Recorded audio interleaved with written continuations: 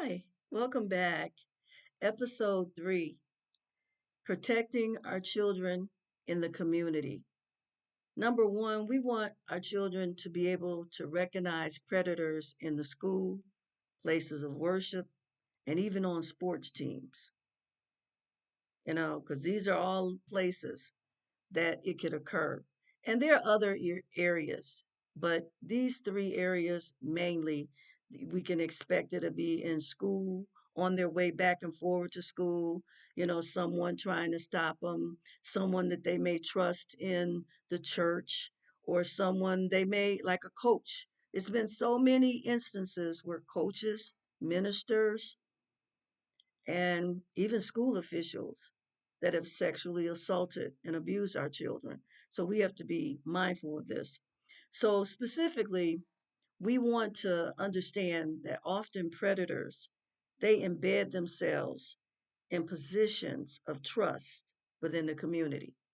This is why a lot of times the children don't share it because they feel that people won't believe them because the individual is viewed as such a honest, trusted individual. That's the face they put on, but that's not who they really are. So we have to teach them that most times predators are in positions of trust and authority within our communities. And red flags include, these are the red flags they need to look for. They need to identify adults who seek to excessively be alone with children. You'll notice it. There's some adults that just want to be alone with children. They don't want any other adults around. Another red flag is adults in authority who avoid boundaries. They don't have no boundaries. They're touching and they're embracing without the child's permission. Teach your child. No one should touch you, hug you, or even if it's a teacher that's a kind person, you don't want someone touching, hugging, and embracing your child without asking that child's permission. It might just be a loving motherly hug, but when I have children that come for tutoring and they did a good job and I want to make them feel good, I ask them, boy, you did such a good job. I really want to give you a big hug. Do I have your permission? You have to ask that child's permission to touch them. And another red flag is when an adult in authority is always trying to give you excessive attention and gifts. And when they give you these gifts, initially they don't mind you, telling people that they gave them to you. But after a while, they're going to then move and gradually begin to ask you not to share where those gifts were gotten. That they want you to start keeping it a secret. The second thing we need to do is to teach our children to identify what are safe adults. Define safe adults. Help your children to know what a safe adult looks like. Now, I'm not going to say that in every instance you'll be able to identify who's safe because sometimes, as we said, these are people that are trusted. We just have to be a little bit more mindful. What I say to you as a parent, don't ever leave your child in the care of someone that you don't know enough about, that you and that child haven't determined that that person is safe. So define safe adults as those who respect boundaries. Okay? A safe adult is an adult that respects the child's boundaries. So they're not touching, they're not doing things that are inappropriate, and not doing things that make the child feel uncomfortable. These are adults that follow rules, and these are adults who encourage the child to be independent thinkers, and have the ability to say no, not always wanting the child to submit to their rule and control.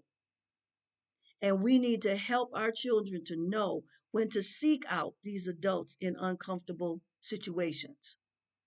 So if the child knows how to define a safe adult as someone that respects boundaries and follows rules and encourages them to be independent and stand on their own and not allow someone to manipulate them, then when that child is in trouble, they'll know how to seek out a safe adult in an uncomfortable situation.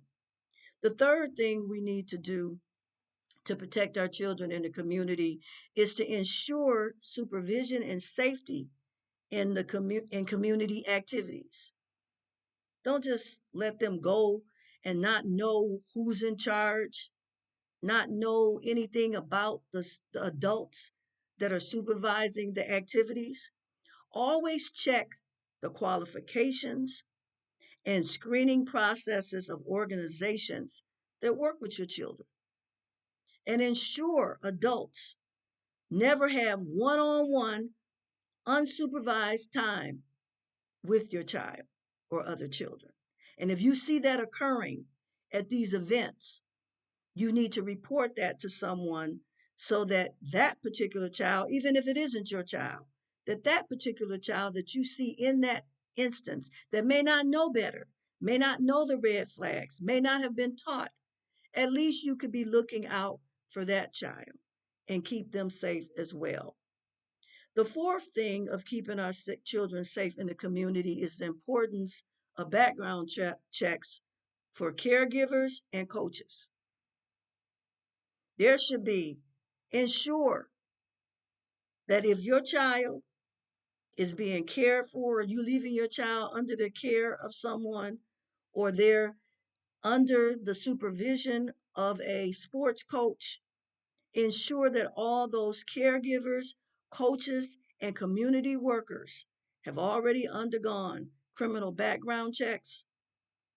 And be very wary of any organization that does not make it a priority that your child's safety is part of the protocol.